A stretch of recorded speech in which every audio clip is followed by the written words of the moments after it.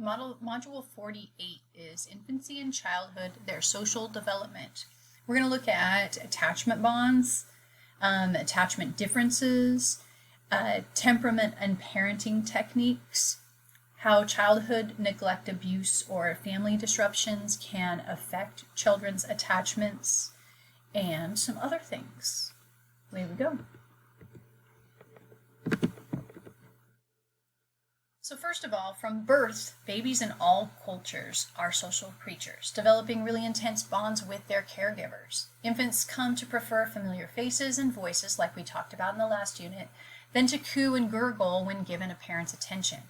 At about 8 months, soon after object permanence, which we talked about last week in Piaget's first stage of development, soon after object permanence emerges and children become mobile, a curious thing happens. They develop something called stranger anxiety. They may greet strangers by crying and self-protectively reaching for familiar caregivers. "Don't leave me," their distress may seem to say. Children this age have schemas for familiar faces, and when they cannot assimilate the new face into the remembered schemas, they become distressed.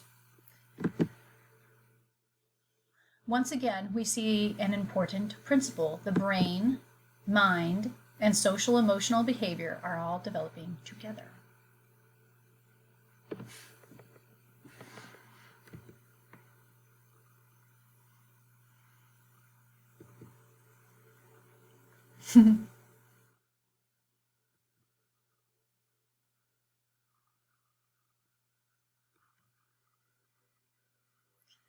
Origins of attachment. 1-year-olds typically cling really tightly to a parent when they are frightened or expect separation. Reunited after being apart, they shower the parent with smiles and hugs. No social behavior is more striking than the intense and mutual infant-parent bond.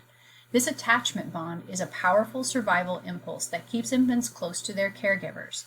Infants become attached to those, typically their parents, who are comfortable and familiar. For many years, psychologists reasoned that infants became attached to those who satisfied the needs for nourishment. It made sense, but an accidental finding overturned this explanation.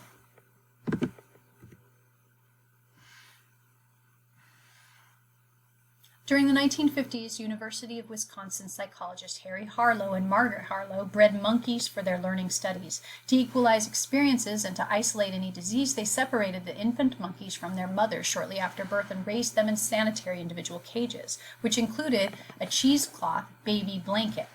Then came a surprise. When the blankets were taken to be laundered, the monkeys became super distressed. The Harlows recognized that this intense attachment to the blanket contradicted the idea that attachment derives from an association with nourishment. But how could they show this more convincingly? So to pit the drawing power of food source against the contact comfort of the blanket, they created 2 artificial mothers. One was a bare wire cylinder with a wooden head and an attachment feeding bottle, and the other a cylinder wrapped with terry cloth. When raised with both, the monkeys overwhelmingly preferred the comfy cloth mother. Like other infants clinging to their live mothers, the monkey babies would cling to the cloth mothers when anxious. When exploring their environment, they used her as a secure base, as if attached to her by an invisible elastic band that stretched only so far before pulling them back. Researchers soon learned that other qualities like rocking, warmth, and feeding made the cloth mother even more appealing. Human infants, too, become attached to parents who are soft and warm and who rock and feed and pat. Much parental-infant emotional communication occurs via touch, which can either be soothing or arousing. Human attachment also consists of one person providing another with a secure base from which to explore and a safe haven when distressed. As we mature, our secure base and safe haven shift from parents to peers and partners, but at all ages we are social creatures. We gain strength when someone offers by words and actions a safe haven. "I will be here. I am interested in you. Come what may, I will support you." We've seen a little kid react to a sudden bang or a terrifying clown or some strange Santa at the mall, right? Yeah, not pretty. That child probably immediately reached for a parent looking for comfort, and that same kid might freak out if she was separated from her adult of choice, especially if she was in an unfamiliar environment. It's called attachment, and if you've ever seen a clingy kid, you know why it's called that. They attach. For a long time, psychologists assumed that this was just an intense, innate survival instinct. I mean, it makes sense that babies would be attached to their food source, and bigger kids would stick around the people who helped them survive. But in the 1950s, American psychologists Harry and Margaret Harlow came along with a barrel of monkeys, complicating and illuminating our idea of bonding with caregivers in what has to be one of the saddest psychological experiments of all time. The Harlows were breeding rhesus macaque monkeys for their research on learning. Part of the process involved separating babies from their mothers right after birth, which, yeah, pretty cruel already. They began noticing the baby monkeys were very attached to the blankets they had in their cages, so they set up an experiment. They created two artificial mothers. One was a bare wire cylinder with a feeding bottle attached. They called that wire mother. And the other was a cozier cloth and foam-wrapped cylinder without a feeding bottle. Cloth mother. It took no time at all to see the baby's preference. They overwhelmingly preferred the comfy cloth mama, clinging to it whenever they seemed to be anxious or in need of comfort. And sometimes they fed from the wire mother with the baby bottle while standing on the cloth one. This discovery, that attachment wasn't just about getting breakfast, surprised a lot of people. It turns out that contact and touch are vital to attachment, learning, emotional well-being, and psychological development. As the brain and mind develop in infants, so too do their emotions and social behavior. Caregivers can greatly influence this development, and most psychologists will tell you that how a child is raised early on can have a huge effect on how they view the world, other people, and themselves, not to mention how they react to stressful situations or sort out moral dilemmas. I mean, it's a big, complex, challenging world out there, and wire monkey baby mama just ain't gonna cut it.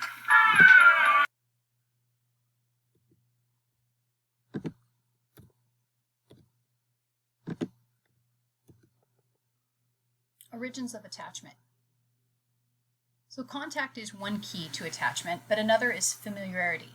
In many animals, attachments based on familiarity form during a critical period, an optimal period when certain events must take place to facilitate proper development. For goslings, ducklings, chicks, that period falls in hours shortly after hatching, when the very first moving object they see is normally their mother. From then on, the young fowl follow her and her alone. Konrad Lorenz, 1937, explored this rigid attachment process called imprinting. He wondered, what would ducklings do if the first moving creature that they observed was not their mother? What they did was they followed him around. Everywhere that Konrad went, the ducks were sure to go. Another baby bird imprinted best to, although baby birds imprint best to their own species, they will also imprint to a variety of other moving objects. An animal of another species, a box on wheels, a bouncing ball. Once this is formed, it's pretty difficult to reverse the imprinting process. Children, unlike ducklings, do not imprint. However, they do become really attached during a less precisely defined sensitive period to what they've known. Mere exposure to people and things fosters fondness. Children like to reread the same books, rewatch the same movies, reenact family traditions. They prefer to eat familiar foods, live in the same familiar neighborhood, attend school with their friends. You may even have noticed your own preference for familiar music, familiar daily routines, and familiar class-seating locations. Familiarity is often a safety signal, and it breeds content.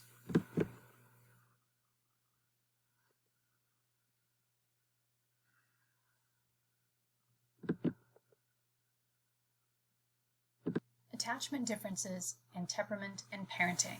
So what accounts for children's attachment differences? To answer this question, Mary Ainsworth designed the strange situation experiment. She observed mother-infant pairs at home during their first 6 months. Later, she observed the 1-year-old infants in strange situations, usually a laboratory playroom. Such research has shown that about 60% of infants display secure attachment. In their mother's presence, they play comfortably, happily exploring their new environment. When she leaves, they become distressed, and when she returns, they seek contact with her. But other infants avoid attachment or show insecure attachment, marked either by anxiety or avoidance of trusting relationships. They are less likely to explore their new surroundings. They may even cling to their mother. When she leaves, they either cry loudly and remain upset or seem indifferent to her departure and return. Ainsworth and others found that sensitive, responsive mothers, those who noticed what their babies were doing and responded appropriately, had infants who exhibited secure attachment more often. Insensitive, unresponsive mothers, mothers who attended to their babies when they felt like doing so but ignored them at other times, often had infants who were insecurely attached.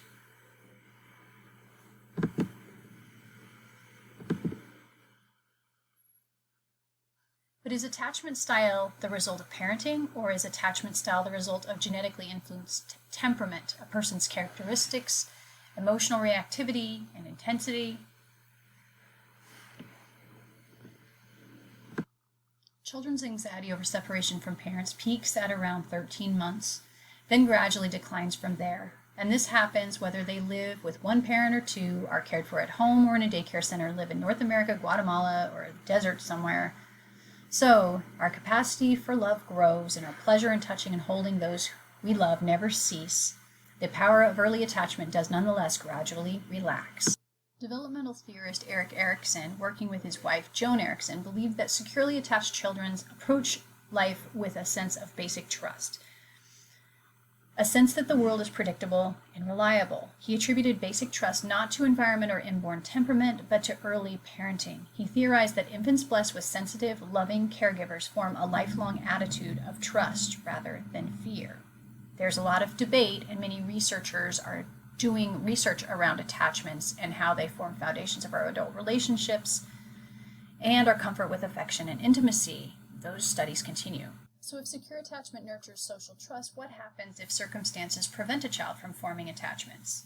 In all of the psychology, there's no set of research literature. Babies locked away at home under conditions of abuse or extreme neglect are often withdrawn, frightened, sometimes even speechless, and the same is true of those raised in institutions without the stimulation and attention of a regular caregiver, as was tragically illustrated during the 1970s and 80s in Romania. Having decided that economic growth for this impoverished country required more human capital, Romania's dictator outlawed contraception, forbade abortion, and taxed families with fewer than 5 children. The birth rate skyrocketed, but unable to afford the children that they have now been coerced into having, many families abandoned them in government-run orphanages with untrained and overworked staff. Child to caregiver ratios were often 15-1, so the children were deprived of healthy attachment with at least one adult, and when tested after, these children had lower intelligence scores, doubled the 20% rate of anxiety symptoms,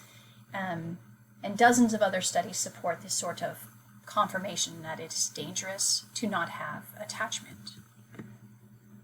Skip the daycare stuff. You can read about that yourself because I want to get to parenting style. The last piece today has to do with parenting styles, and I'm wondering if you can be thinking about where you think that the parenting you received falls.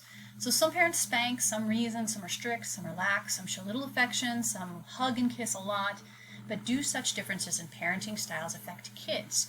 The most heavily researched aspect of parenting has been how and to what extent parents seek to control their children. Investigators have identified 3 parenting styles. The first one being authoritarian. Authoritarian parents impose rules and expect obedience. Don't interrupt. Keep your room clean. Don't stay out late or you'll be grounded. Why? Because I said so. There's also the permissive parent. Permissive parents submit to their children's desires. They make few demands, use little punishment. Oftentimes they are more like friends to their kids than parents. Authoritative parents are both demanding and responsive. They exert control by setting rules and enforcing them, but they also explain the reasons for rules. And especially with older children, they encourage open discussion when making the rules and allow exceptions. So which are your parents? Too hard, too soft, and just right, these styles have been called, especially by pioneering researcher Diana Baumrind and her followers. Research indicates that children with the highest self-esteem, self-reliance, and social competence usually have warm, concerned, authoritative parents. Those with authoritarian parents tend to have less social skill and self-esteem, and those with permissive parents tend to be more aggressive and often immature for longer. The participants in most studies have been middle-class white families, and some critics suggest that effective parenting may vary by culture, yet studies with families that have other races in more than 200 cultures worldwide have confirmed the social and academic correlation of loving and authoritative parenting works. For example, 2 studies of thousands of Germans found that those whose parents had maintained a curfew exhibited better adjustment and greater achievements in young adulthood than those with permissive parents.